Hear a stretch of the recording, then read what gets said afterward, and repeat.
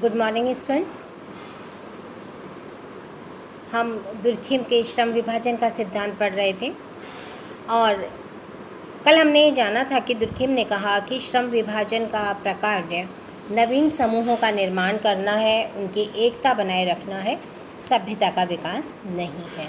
इसी को आज हम विस्तार से जानेंगे कि दुर्खिम ने कहा कि श्रम विभाजन का प्रकार समाज के अस्तित्व से संबंधित किसी नैतिकता की पूर्ति करना होता है। जब समाज के सदस्यों की संख्या और उनके पारस्परिक संबंधों में वृद्धि होती है तो समाज में श्रम विभाजन में भी वृद्धि होती है। नए नए व्यवसाय आते हैं, नए सामाजिक समूह जन्म लेते हैं। तो और इन विभिन्न सामाजिक समूहों के बीच व्यवस्था को बनाना, एकता को उत्पन्न करना समाज के अस्तित्व के लिए आवश्यक होता है और एकता के अभाव में समाज में व्यवस्था और संतुलन कायम नहीं हो सकते। इसलिए विभिन्न समूहों के बीच एकता की आवश्यकता एक नैतिक आवश्यकता है और श्रम विभाजन का कार्य इसी नैतिक आवश्यकता की पूर्ति करना होता है। जब समाज में परिवर्तन होता है, जीवन की दशाएं और आवश्यकताएं बदलती हैं तो नवीन समूहों का निर्माण भी होता है और नवीन समूहों का निर्माण होना एक सामाजिक आवश्यकता भी है और उनकी एकता भी समाज के अस्तित्व के लिए अनिवार्य होती है। इसलिए दुर्खिम के अनुसार ये दोनों ही कार्य समाज द्वारा पूरे किए जाते हैं। नंबर 1, नवीन समूहों का निर्माण करना और दूसरा उनके बीच एकता बनाए रखना। ये दोनों महत्वपूर्ण कार्य श्रम विभाजन के द्वारा किए जाते हैं। अब प्रश्न उठता है कि श्रम विभाजन एकता कैसे पैदा करता है। तो हम ये स्पष्ट करें कि दुर्खिम ने बहुत सारे उदाहरण दिए। हम केवल उन लोगों से ही मित्रता नहीं करते जो हमारे से समानता रखते हैं, बल्कि हम उनसे भी करते हैं जो हमसे भिन्नता रखते हैं, क्योंकि जिस बात की कमी का अनुभव करते हैं उसकी पूर्ति हम अपने मित्र में ढूंढते हैं।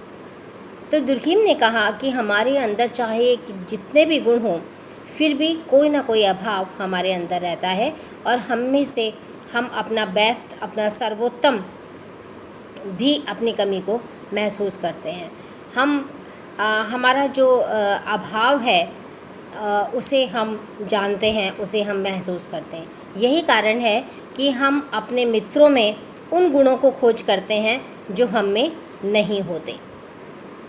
तो क्योंकि उनके साथ रहने में हम कुछ अंशों में उनकी प्रकृति के भागीदार हो जाते हैं और स्वयं को कम अभावपूर्ण महसूस करते हैं। तो इस प्रकार समानता और भिन्नता दोनों ही आकर्षक कारण होते हैं किसी से मित्रता के। दुर्खिम ने वैवाहिक एकता एवं स्त्री पुरुष की एकता को भी श्रम विभाजन के द्वारा समझने का प्रयास किया। उन्होंने कहा कि उनकी एकता का कारण उनकी भावनात्मक और वैचारिक समानता नहीं है, बल्कि उनमें पाई जाने वाली भिन्नता भी है। दुर्खिम ने कहा कि लैंगिक श्रम विभाजन ही स्त्री पुरुष की एकता का प्रमुख स्रोत है। इन दोनों के कार्यक्षेत्र अलग अलग हैं। स्त्रियों का कार्य रागात्मक क्षेत्र से एवं पुरुषों का बौद्धिक क्षेत्र से है। तो श्रम विभाजन इन दोनों को परस्पर जोड़ता है, इन दोनों को परस्पर मिलाता है और इनके जो प्रयत्न हैं उनको वो संगठित करता है। तो दुर्खिम ने इन सब उदाहरणों के माध्यम से कहा कि श्रम विभाजन का कार्य केवल यही नहीं होता कि समाज के कार्य होते रहें या उनके कुशलता और परिणाम में वृद्धि होती रहे, बल्कि इसका प्रमुख कार्य तो समाज में एकता उत्पन्न करना भी होता है। तो हम कानून, बहुत सारे ऐसे कानून हैं जो समाज में एकता उत्पन्न करते हैं। तो हम यदि कानून और एकता को देखें तो श्रम विभाजन का जो प्रमुख कार्य है वो समाज में एकता उत्पन्न करना है और एकता एक नैतिक तथ्य है जिसका अवलोकन और परिणाम या परीक्षण हम प्रत्यक्ष तरीकों से कर सकते हैं। तो दुर्खिम का कहना है कि वैधानिक कानून के अध्ययन के आधार पर हम किसी भी समाज की एकता को भांप सकते हैं, समझ सकते हैं। वैधानिक कानून समूह के सदस्यों के पारस्परिक संबंधों को प्रकट करता है। तो सदस्यों में जितने घनिष्ठ संबंध होंगे, समूह में उतनी अधिक एकता होगी। तो समाज की कानूनी व्यवस्था होती है, सामाजिक एकता भी उतने ही प्रकार की होती है। दुर्खिम ने कानून का वर्गीकरण कर प्रत्येक प्रकार के कानून से संबंधित एकता का उल्लेख भी उन्होंने किया। उन्होंने प्रमुख रूप से 2 प्रकार के कानून बतलाए, एक दमनकारी कानून और दूसरा प्रतिकारी कानून। उन्होंने कहा कि दमनकारी कानून सार्वजनिक कानून होते हैं जो व्यक्ति एवं राज्य के संबंधों का नियमन करते हैं। इनमें व्यक्ति के बजाय सामूहिक हितों को अधिक महत्व दिया जाता है। तो इस तरह दमनकारी कानून 2 प्रकार के हुए, दंडकारी कानून जिनका संबंध कष्ट देने, हानि पहुंचाने से होता है, और दूसरा व्याप्त कानून जो संपूर्ण समूह में नैतिकता के आधार पर व्याप्त होते हैं। दूसरा उन्होंने प्रकार बतलाया प्रतिकारी कानून।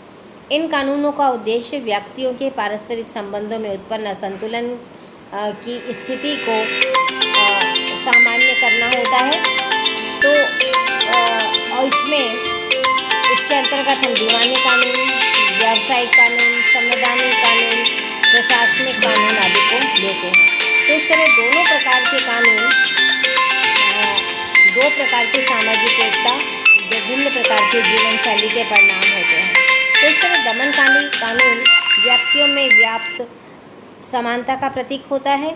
इसके द्वारा जिस प्रकार की से दुर्गम यांत्रिक एकता कहते हैं, और प्रतिकारी कानून का संबंध विभिन्नताओं एवं श्रम विभाजन से होता है, और यह जिस प्रकार की एकता को प्रकट करते हैं दुर्गम उसे सावयवी एकता कहते हैं।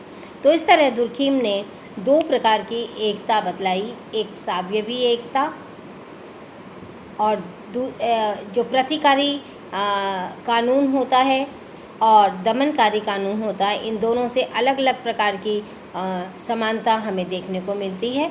तो दुर्गम ने यांत्रिक एकता और सावयवी एकता 2 प्रकार की एकता बतलाई हैं जो कि समाज में हमें देखने को मिलती हैं। Thank you.